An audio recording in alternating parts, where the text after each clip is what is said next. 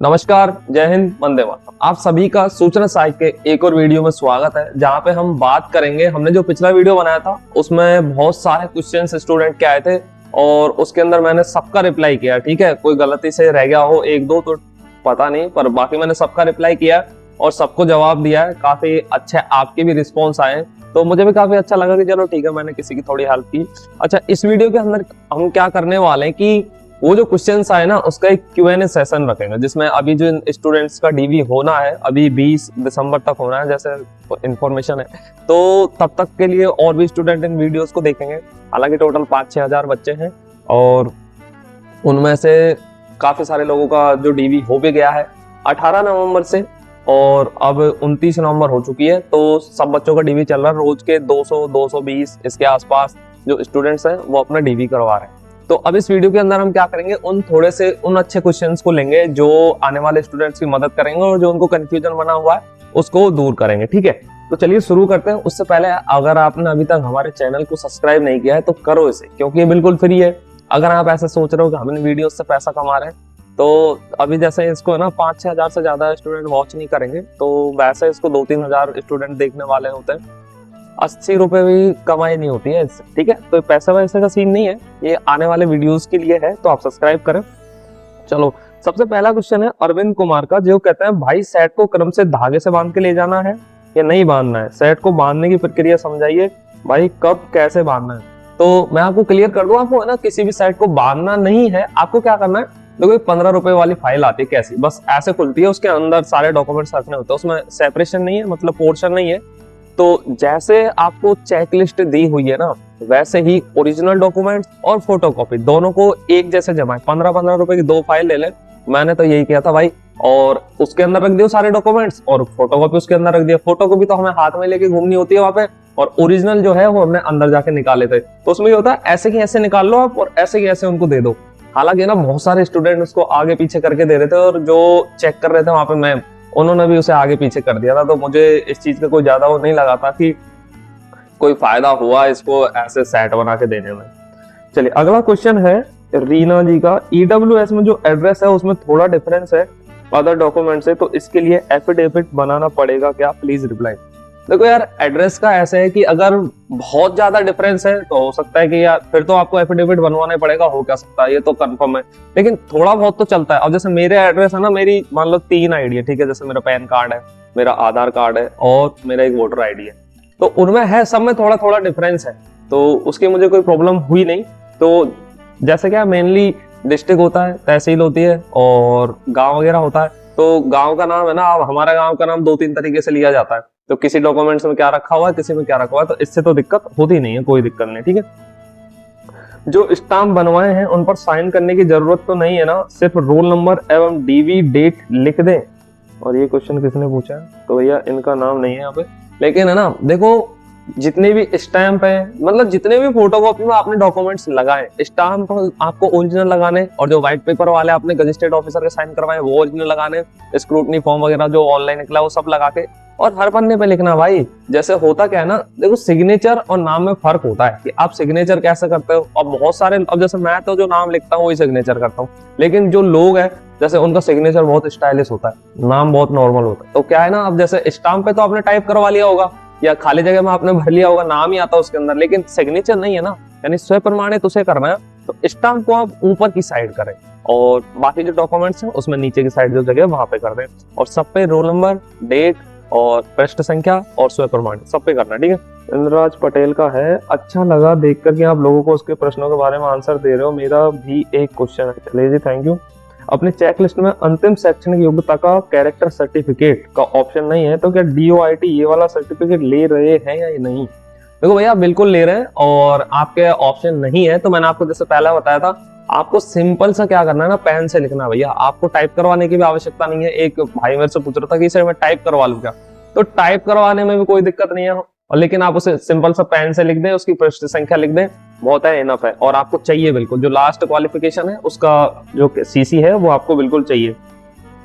Mission perfection का एक question है, क्या आप बता सकते हो प्लीज कि वहाँ की ओरिजिनल डॉक्यूमेंट्स भी सबमिट हो रहे हैं क्या, या सिर्फ फोटोकॉपी ही ले रहे हैं सारे डॉक्यूमेंट्स की? तो वहां पे ओरिजिनल डॉक्यूमेंट्स केवल देखे ही जा रहे हैं और कैसे देख रहे हो मैं आपको बता देता हूँ। उनके पास देखो जो अपन RSSB का जो स्क्रूटनी फॉर्म भरा था ना, वो वाली इन्फॉर्मेशन उनके पास नहीं है।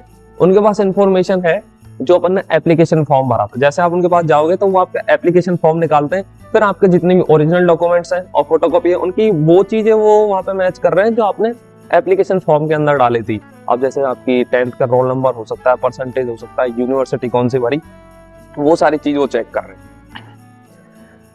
गुंजन परमार जी का क्वेश्चन है, प्लीज ये बताइए क्या आप जब गए थे डीवी के लिए जो स्क्रूटनी फॉर्म फिल के करके गए थे, क्या आप और बच्चे वहाँ घोषणा पत्र है जो अनमैरिड वालों को भी बनवाना है क्या, जिसमें ऑफिसर के सिग्नेचर होने चाहिए? देखो स्क्रूटनी फॉर्म का मैं आपको बहुत सिंपल सा बता देता हूँ। स्क्रूटनी फॉर्म जो है वो आपको जो ऑनलाइन निकला है वो लेके जाना है। ऑफलाइन जो भरा हुआ था हमने, जो RSSB के लिए हमने स्क्रूटनी फॉर्म में भरा था, वो तो भैया हमारे पास ही रखा है, उन्होंने नहीं लिया उसे। ऑनलाइन जो निकला उसमें 2 जगह है, आपको वहां पे दोनों पे साइन करवाने हैं। और एक क्या क्वेश्चन था इनको, हाँ बच्चों वाला, यार भाई बच्चों वाला सबको बनवाना, ठीक है। जिसकी शादी नहीं हुई है उनको भी बच्चों वाला बनवाना है, और जिनकी शादी हो गई है उनको बना। अब जिनकी शादी नहीं हुई ना, वो उसमें नील लिख देना, 2 जगह उसमें ऑप्शन आता है ये आप, और नीचे गजेस्टेड ऑफिसर के साइन होने, आपके साइन होने, ठीक है। तो ये आपको सबको बनवाना है। अच्छा गुंजन परमार जी का क्वेश्चन है, अच्छा ओके, फिर स्क्रूटनी फॉर्म में भी चीजें फिल इन ब्लैंक्स है उनको भी भरना है क्या, और कॉलेज के डायरेक्टर के सिग्नेचर ये सब करवाना है या अनमैरिड? नहीं भैया, कॉलेज के जो कॉलेज में तो आपको जाना ही नहीं है, ठीक है। स्क्रूटनी फॉर्म में 2 जगह हैं, और वहां पे एक तो आपको नाम डालना पड़ेगा, ठीक है। थोड़ी सी खाली जगह है ये सभी स्टूडेंट के लिए, वो आपको भर के लेके जानी है। जैसे आपका नाम आएगा और उसमें गजिस्ट्रेड ऑफिसर का ये आ रहा है कहाँ पे, शिक्षा वाले में, कि आप कितने साल से इनको जानते हो। तो जितने साल से भी आपके फैमिली को, पापा को, जिनको भी अगर वो जानते हैं ऑफिसर, तो उतने साल आप उसमें लिख सकते हैं, इससे कोई प्रॉब्लम नहीं है। लेकिन जो खाली जगह है वो बिल्कुल आपको भर के लेके जानी है। और कॉलेज वाला जो गजिस्ट्रेड ऑफिसर है उसकी आपको इसमें कोई जरूरत नहीं है। अच्छा विष्णु शर्मा जी पूछ रहे हैं, एड्रेस आधार कार्ड से मैच कर रहे हैं क्या? अगर आधार कार्ड और एप्लीकेशन फॉर्म में माइनर चेंज हो, जैसे वार्ड नंबर, मकान नंबर, तो क्या करना है? वार्ड नंबर, मकान नंबर से भाई कोई फर्क नहीं पड़ेगा। और जैसे मैं आपको एक बहुत ही अच्छी बात बताता हूँ, जैसे मैं जब डीवी करवा रहा था ना, तो जो वहाँ पे डीवी है ना, उसके जो हेड है, तो जो भी प्रोसेस वहाँ पे हो रही है, तो वो घूमते रहते हैं, बस उनका ये काम है। और बाकी टीम डीवी करते रहते हैं, 25 से 30 लोग। तो वो कह रहे थे कि आप ये जो आलतू फालतू के जो एफिडेविट है इसे क्यों बनवा के ला रहे हैं? भाई थोड़ा बहुत तो चल जाता है, इससे कोई प्रॉब्लम नहीं है, लेकिन एक कुछ चीजें हैं, जैसे आप सिंपल सा ही समझ लो, आपका नाम हो गया, फादर्स का नेम हो गया, आपकी यूनिवर्सिटी हो गई, रोल नंबर हो गया, मतलब ये चीज बहुत ज्यादा मायने रखता है। लेकिन एड्रेस में थोड़ा बहुत चल जाता है, ऐसे वार्ड नंबर, इससे प्रॉब्लम नहीं होनी चाहिए। अच्छा भैया ये है आइडियल कंप्यूटिंग 2495, पंकज भाई वेरिफिकेशन चेकलिस्ट को टाइप करके आगे नंबरिंग बढ़ा सकते हैं या उसमें हाथ वाला? भैया मैंने बता दिया आपको क्या करना है, हाथ वाला सही है, ठीक है। मूल निवास भरने की बाद की डेट है, अरे यार मूल निवास भरने के, अच्छा फॉर्म भरने के बाद की डेट का है मूल निवास, और पुराना वाला ऑफलाइन है, तो इसके लिए एफिडेविट देना पड़ेगा क्या? ये है गुर्जर रोशनी, कुछ ऐसा है। तो देखिए आपको है ना, जैसे ST SC वाला जो है वो तो पुराना भी चल जाता है। आपको मैं एक बहुत सिंपल बात बताता हूँ, ये शायद ST का एक लड़का था, 2013 का मूल निवास और जाति प्रमाण पत्र लगा के आया, किसमें, ये जो अभी इससे पहले कौन से भरती गई थी, JRA की जूनियर अकाउंटेंट वाली, उसके अंदर। अब दूसरी बात, जैसे EWS OBC, अगर आपका 2 साल का ही वो चलता है ना, तो उसका एक अलग ही मैटर है यार, वो आपको उस पीरियड का ही होना चाहिए तो ही चलेगा। तो इसमें तो मैं क्या ही कहूँ। और फॉर्म भरने की बात की डेट का है तो उससे भी कोई प्रॉब्लम नहीं होती है। जैसे होता क्या है ना, पुराने जो डॉक्यूमेंट्स है ना वो ज्यादा अच्छे हैं, लेकिन अगर आपके पास पुराने नहीं है तो आप नए भी लगा दो, और एफिडेविट की मेरे सामने इसकी कोई आवश्यकता नहीं है। और अगर मान लो अब देखो यार, इसमें 2 चीज है, अगर आपके पास 200 रुपए है तो आप बनवा लो, और अगर आपको ऐसा लगता है कि मैं 200 रुपए खराब नहीं करना चाहता हूँ या चाहती हूँ, तो आप ऐसा कर सकते हैं कि आप वहां पे जाएं, डीवी करवाएं। अगर वो कहते हैं कि नहीं नहीं इसमें तो यानी कि ये लगेगा ही, तो आप ऐसा कर सकते हैं कि पास में हाई कोर्ट है, आपको 10 से 15 मिनट का टाइम लगेगा, और वो जो टीम है ना आपको पूरे दिन भर का टाइम देती है, ठीक है। इससे परेशान होने की आवश्यकता नहीं, आप पूरे दिन भर में बनवा के ला सकते हैं उसे। और मेरे को नहीं लगता 10 से 15 मिनट का भी ज्यादा का ही काम है।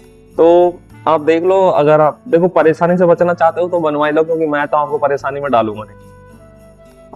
अच्छा भाई, फॉर्म भरते समय गृह जिला गलती से कोटा किया था पर अब भरतपुर है, कोई दिक्कत होगी या नहीं? नहीं, इससे कोई प्रॉब्लम नहीं होने वाली है। जो आपके डॉक्यूमेंट्स में है ना वो आप बिल्कुल देके आओ, वो पूछ भी नहीं रहे हैं कि आपका गृह जिला पहले अलग था, ये था वो था। वो केवल डॉक्यूमेंट्स में एड्रेस देखते हैं, उनमें जो है वो ठीक है, बाकी कोई दिक्कत नहीं है।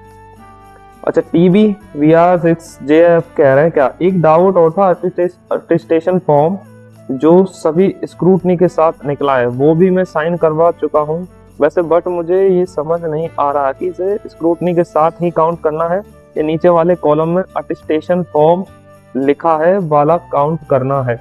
तो यार स्क्रूटनी फॉर्म को निकलवाओ, वो टोटल 9 पन्ने होते हैं और फीस की रसीद के साथ 10 पन्ने होते हैं, ठीक है, माता फोड़ी खत्म।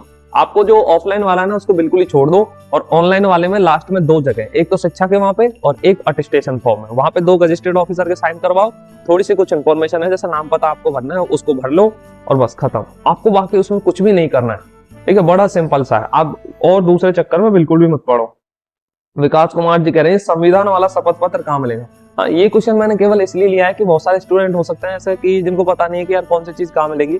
तो आप RSSB की वेबसाइट पे जाएं, वहां पे आप, मैं इसे डिस्क्रिप्शन में दे दूंगा, वहां पे आपको जो फॉर्मेट दिए गए डॉक्यूमेंट्स के उसमें से आप PDF को प्रिंट करवा सकते हैं। ये सिंपल सा आपको व्हाइट पेपर पे प्रिंट करवाना है, कहीं पे भी ऐसे लिखना आपको, जैसे ये क्या कहते हैं उसको, स्टाम्प वगैरह या एफिडेविट पे आपको उसको नहीं करवाना है, नोटरी नहीं करवानी है। और कुछ ही डॉक्यूमेंट्स हैं जिस पे रजिस्टर्ड ऑफिसर के साइन हो रहे हैं, वो उन पे लिखा हुआ है कि यहाँ पे होने या नहीं होने, बाकी आप व्हाइट पेपर पे करवाओ।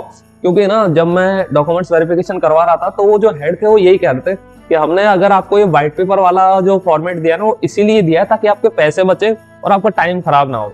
अगर आपको ऐसे ही एफिडेविट बनवाने होते तो हम इस पे सिंपल लिख देते ना, और हमने व्हाइट पेपर वालों पे लिखा हुआ है कि केवल सादे कागज पर संविधान, केवल 2 ही, देखो मेनली तो 2 ही स्टाम्प बनने हैं, लेकिन अब देखो किसी के प्रॉब्लम है नाम में, किसी के और किसी चीज में, रोल नंबर में, तो उसके लिए वो अलग से बनवाएगा बिल्कुल।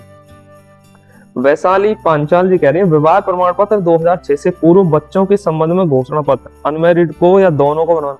भैया दोनों को बनवाना है, और जिसकी शादी नहीं हुई है वो नील लिख दे उसमें 2 जगह, और जिसकी शादी हो गई है वो अपने बच्चों की संख्या लिखे 2006 से पूर्व इतने, बाद में इतने, जो भी बढ़ोतरी हुई है ना, तो ये सबको बनवाना है और रजिस्टर्ड ऑफिसर के उसमें साइन भी होना है। इनविजिबल 2536 कह रहे हैं 18 के बाद कौन से डॉक्यूमेंट लिखने हैं चेकलिस्ट में, वो लिखवाएंगे, अपनी मर्जी से लिख दो, hand written attestation and CC college वाला 19-20-21। भैया कोई भी लिख दो आप अपनी मर्जी के हिसाब से, वो बिल्कुल प्रॉब्लम नहीं कर रहे हैं, वो बाद में देख लेते हैं फर्स्ट संख्या से, हाँ आपने कौन सा डॉक्यूमेंट्स लगाया है, जो भी आपकी मर्जी है, लेकिन चेकलिस्ट में जो है उनको उनके हिसाब से लगा दो बस, उसके बाद में नीचे पेन से लिख के और आप उसे सिंपल से लिख सकते हैं। आशीष वर्मा YT कह रहे हैं भैया अब ये है ना अब तक का बेस्ट क्वेश्चन है क्या, तो भैया ज्वाइनिंग कब तक होगी।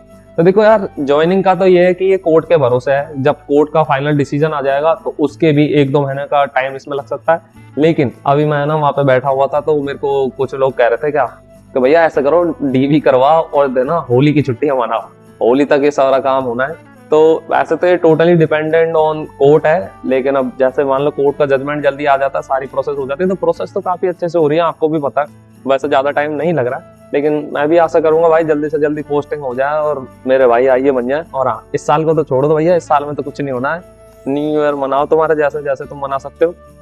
आशा करते हैं आपको वीडियो पसंद आया होगा। अगर इसके बाद भी आपको कोई क्वेश्चन रह जाता है तो आप हमें कमेंट कर सकते हैं, हम सारे कमेंट का रिप्लाई कर रहे हैं, और अभी इसलिए रिप्लाई कर रहे हैं कि बच्चों के जो DV हैं वो अगले 1-2 दिन में है, तो सारों को हम रिप्लाई कर रहे हैं। और दूसरी बात ये कि आप हमें हमारे सोशल मीडिया पे फॉलो कर सकते हैं, वहां पे आप हमें कुछ भी पूछ सकते हैं, और आप हमारे चैनल को सब्सक्राइब कर लो यार, ये बिल्कुल फ्री है और अच्छा लगता है, हमारे सब्सक्राइबर बढ़ जाए। चलिए मिलेंगे आपसे और किसी बेहतरीन वीडियो में, तब तक के लिए जय हिंद, वंदे मातरम।